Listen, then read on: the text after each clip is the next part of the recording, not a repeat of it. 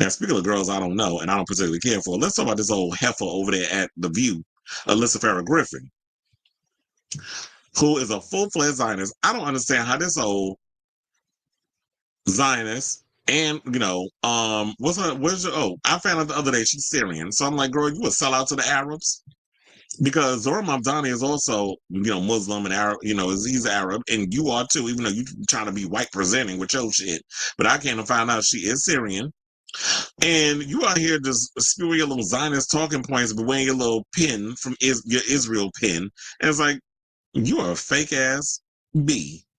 But let's get into the shenanigans. So, conservative pundit and former Trump aide, Alyssa Farah Griffin, is weighing in on mayoral candidate Zohran Mamdani winning the New York Democratic primary and has some choice words for AOC, even though she doesn't even live in New York City. Yeah, that's why I'm gagging. I'm like, girl, why are you even talking about New York politics when you're not even from here and you don't even live here? You don't even go here. Extra points to figure out where I got that line from. But anyway, so shout out to Entertainment Weekly for this story. And it said, hours after Mamdani, the son of, and I don't know if y'all knew this, but his mother's a filmmaker, Mira Nair, who directed Mississippi Masala and Vanity Fair. I don't know if y'all knew that, but yes, Zohran's mother is a filmmaker. But anyway, and his father is Mahmoud Mamdani, who I believe works in the medical industry, if I'm not mistaken. He said he won the city's Democratic mayoral primary against Andrew Cuomo. The former Donald Trump associate criticized both Mamdani and AOC during a wider discussion about her ex-boss's public condemnation on the latter, saying, quote, AOC, listen, she is smart, sharp voice on the left, but I've got to say, Donald Trump is dying to have this fight with her because he wants to make her the face of the Democratic Party. So I don't know if anybody is familiar, just to catch y'all up, but recently Donald Trump went in on AOC, said something, and she was like, girl, she said to him, like, girl, I'm from the Bronx. Well, I'm saying girl. She's like, I'm from the Bronx. We eat Queens boys like you for breakfast. And yeah, Donald Trump unfortunately is from Queens. I live in Queens. I'm not from Queens. I'm Brooklyn through and through. But I was raised in Queens, and I believe he's from like Forest Hills or something or another. But she's right though. Bronx girls will eat him up like yesterday's tied ass molded sandwich. So they've been kind of going back and forth, and now she's bringing up AOC, which I don't understand why that has anything to do with Mamdani, unless you were trying to equate the fact that, yes, AOC endorsed Mamdani along with Bernie Sanders, and then, with him coming out and recently saying all the things he's been saying, going on different channel, shows, a lot of y'all were trying to come at him with these Zionist talking points, like, does Israel deserve to exist? Which I feel like last time I checked, he was running for mayor of New York, not mayor of Tel Aviv. So I don't understand why y'all bringing these type of topics up and trying to make it seem like Jewish people are the only ones that's going to be out here voting. We also have we have a lot of Latinos that live in New York. We also have a lot of West Indians that live in New York. Haitians, we have Jamaicans, we have Trinidadians, especially if you go to Brooklyn, which they're kind of sort of being pushed out because it's getting gentrified. And we got a lot of you, what do you call it? You hipsters that are moving out there and the non-binaries. But nevertheless, there's a lot of people who are outside of, I know they only want to prop up like Jews are the only ones that live in New York, which is not true. There's a big Jewish population, especially if you go down to places like Brooklyn or maybe even Forest Hills, like 71st Continental. If you go in that area, there is a big Jewish population. But then also, if you go to certain parts of Queens, like Jackson Heights and those other stuff, we have a huge Latin population. So for them to only make it seem like it should be only about like Jewish people are the only one whose lives that matter, and that's the only conversation. And then a lot of these Zionist and also Islamophobic comments that, especially a lot of what Cuomo's campaign has been pushing on, and the amount of money, the amount of PAC money that they were spending to try to get him in office, and kind of realize at the end of the day, the people were the one that rose up and was like, nah, we getting tired of your shit, in the words of my girl Erykah Badu. And we're just like, no, we tired of the rich coming in here and making New York City this playground and Disneyland for the wealthy, while the rest of us is out here trying to struggle to make ends meet and got to work multiple jobs, to work. So what Mamdani is asking for is healthcare for everybody. What is it? Like if you have children, you have like what is it, like Why can't I think of the word? It's like when you need like babysitters and things of that nature. Like when you need stuff like that. I don't know why I'm drawing a blank on what that's called. Probably because I don't have children. So it's like whatever like the things that you need in place to help like with taking care of your kids. If you need like a nanny or whatever the case is. So it's like he's got all these other ideas that he's got in place, and it's just like all these things that are deemed socialist, they're against. And it's like, so actually wanting to have people live a life where they're not trying to keep their, like, regardless of what they do or no matter how hard they work, they still can't keep their head above water. That's considered socialism. That's considered negative. That's considered a bad thing. So when they come out here, they try to use these little weapons and these things as a negative. It's kind of like we sat on you and it's like, okay, so what do you stand for? Because last time I checked, Democrats were supposed to be about Medicare for all, and all the other things that a lot of people want, a living wage, raising the minimum wage. Isn't that stuff that Biden ran on and didn't deliver on? So y'all love talking the talk and y'all like trying to tell people, feeding people a BS narrative, but then y'all don't follow through. Now, I'm hoping that Zohran follows through because I feel like he did judge this feeling of hope and need that we haven't felt in a long time. I would say since Obama ran, we haven't felt like this jazzed up the vote. Because to be honest, when Eric Adams won, he didn't really win by a lot because a lot of people didn't go out and vote. People weren't really feeling excited for, a change or whatever. People just like, okay, whatever. Whoever y'all pick, it is what it is. Like we don't feel like this sense of hope or things are gonna change. Mamdani represents that. So it's funny how I went on this rant, didn't even finish what Alyssa said, because I know it's like anytime she opened her mouth, she irritates me. I don't know who irritates me more. But I was gonna say her or Nutmeg McCain, but I feel like I still, regardless of anything, I can still tolerate Alyssa more than I can tolerate Nutmeg. I was like, hold on, because I was like, where am I? Now, after all that rant, I forgot where I was at. Anyway, so okay, so she said that she's like AOC. Listen, she's smart, sharp voice on the left, but I got to say, Donald Trump is dying to have this fight with her because she wants to make her the face of the Democratic Party. And remember, she did work. Or she was a part. Alyssa was part of Trump's communication team. And the president basically attacked AOC for suggesting he be impeached for how he handled the United States' involvement in bombing Iran's nuclear sites, which come to find out they didn't even bomb the nuclear sites. So all of this was political theater, like everything Trump does. And then let's not forget, Trump recently went and spoke to the press and basically said that, oh, they don't know what the fuck they're doing. I'm like, this as a president of the United States is how you talk to the media? Like you literally out here dropping F-bombs? Like it's just a regular conversation you have with the homies? So she said, why? Because she's super articulate, smart, and somebody that energizes young people. How many bills has she passed in the law? First of all, aren't you in AOC and Zohran around the same damn age? And this is what you're doing? You are Gen Z. Gen Z. She said, how many bills has she passed in the law? She has less than 1% success legislative record, similar to Bernie Sanders. He had less than a 1% record of actually passing legislation. You always need people who are going to get people energized, but what the country needs is solutions and people who can't just talk about them. You can work across the aisle and they can get them done. I was like, first of all, girl, you don't know what you're talking about. Because number one, well, I don't know what Bernie's thing is. I have to do research on that. You talking about what she has had passed. Ocasio-Cortez has sponsored 69 bills and co-sponsored 1,446 bills across 6 years in office.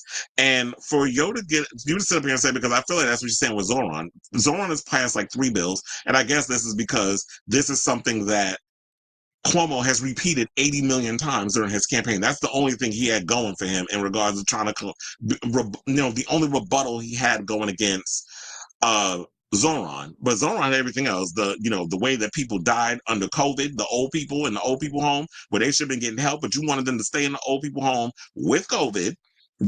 A lot of people died on your watch. Also, the sexual harassment allegations and a lot of the bullying and stuff that you've done during your 8 years of governing. And you thinking because your father was Mario Cuomo and you're a Nepo baby, that was in your name recognition alone, was going to be was going to be enough that was going to get you the vote. So I was going to say, like, what? Yeah, they keep saying, and we keep getting these talking points. Everybody's, he's too extreme to lead. He's dangerous. Like we've always seen a lot of these comments and stuff when it comes down to it. I was trying to see if I could actually find and pull up what he's standing for. First of all, I did not know he was born in 1991, but then he is 35, so it makes sense. He was born in October 18, so he a Libra. Um, They said he entered New York City politics as a volunteer for Ali Najmi's campaign in the 2015 special election for the 23rd district of the city council. He joined the Democratic Socialists of America and worked on the campaign in New York City Council candidate Kadir El Yatim, a Palestinian Lutheran minister and Democratic Socialist from Bay Ridge, Brooklyn. He also served as the campaign manager for Ross Barkan's 2018 bid for New York State Senate and also a field organizer for fellow Democratic Socialist Tiffany Caban's 2019 campaign for Queens County District Attorney. And so, hold on, because I was like, let me just actually do the research and pull up his policies. So that way people have an idea. Oh my God, I don't need ads and stuff right now. Boom, boom, boom, boom, boom, boom. I was like, where is it? Where is it? Where is it? They would say, who is he? We don't care about all that stuff.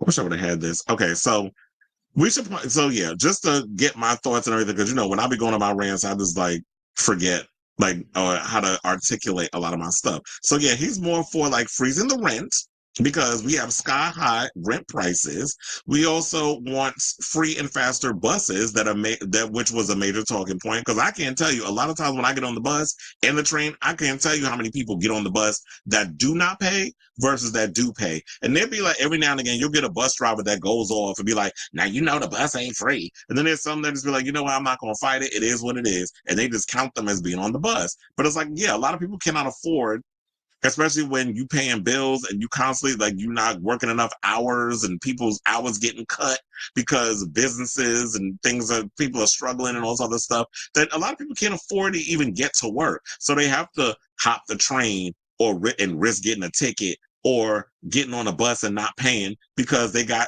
to get from point A to point B.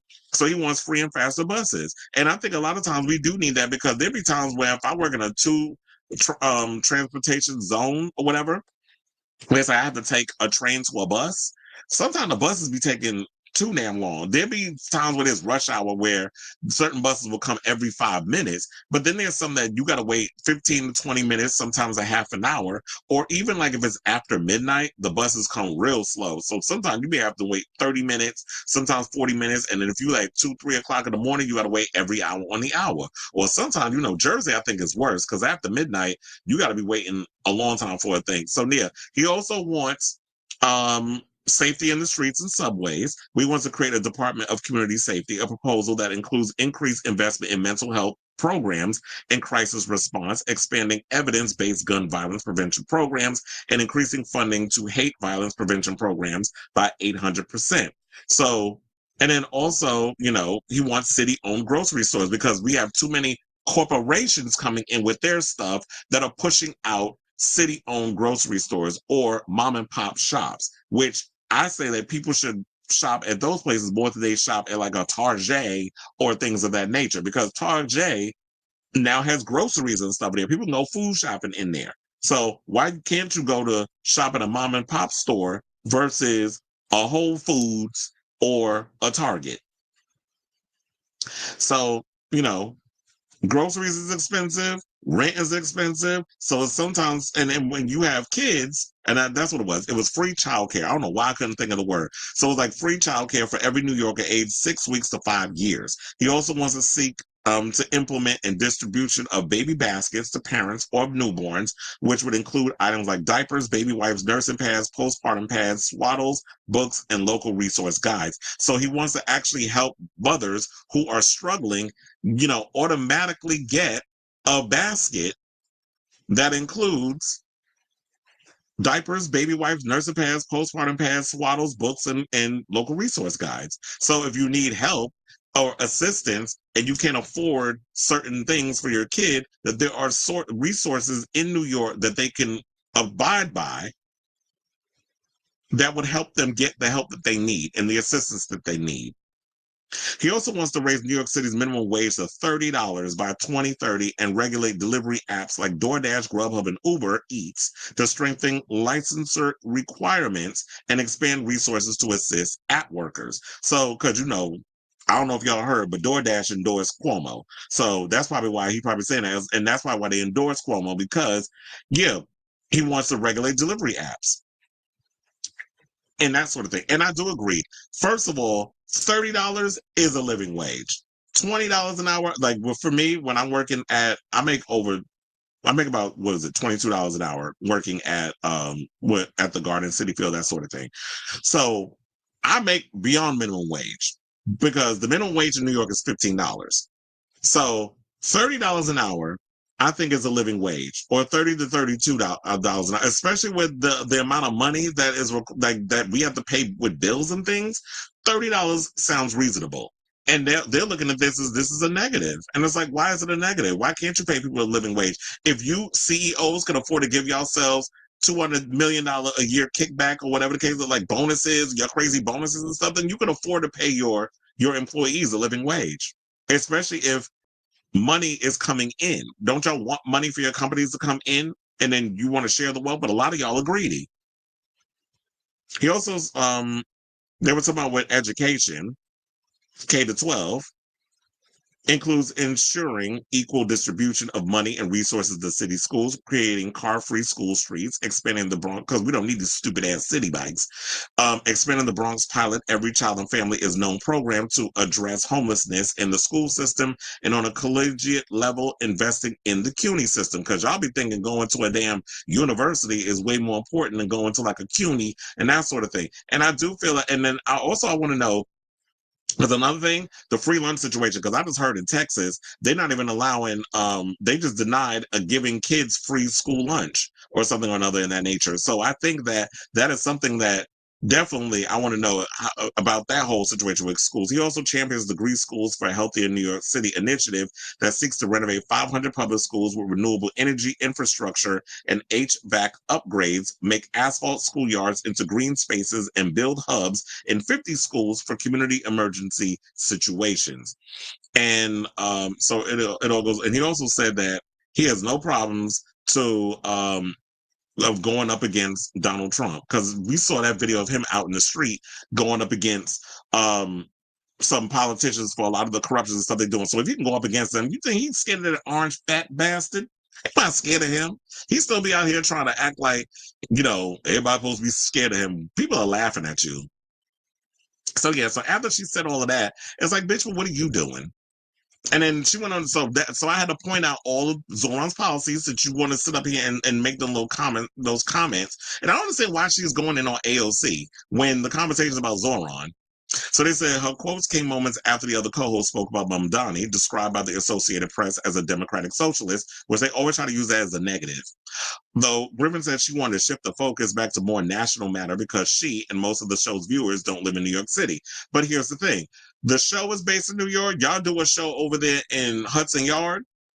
This is a New York political situation. Therefore, the conversation is going to stay on something in New York. I'm no shade, but we don't give a fuck that you don't live in New York or that people outside of New York doesn't relate. What they could possibly relate to how things are unfolding politically in New York with our mayor, maybe you can use that same thing, or that may inspire some people to rise up in other states, be it Texas. I'll throw other names out there, Chicago, Philly, Pennsylvania, wherever you're at. So that should be the thing. I don't understand why you say, well, I don't live in New York. Well, bitch, you make money here. You work in New York. So what are you talking about, Willis? So Griffin, has spoken out against Democratic strategy since Vice President Kamala Harris lost the 2024 presidential election against Trump, even going as far as to spar several times with her View co-host about the topic on air. So just to get through this whole thing, I did write a little paragraph in response to this. So let me get through that and then we can wrap this up. But hold on, before we get to that, I was like, I've had this picture up enough. Let's change it to this photo, which is the View background.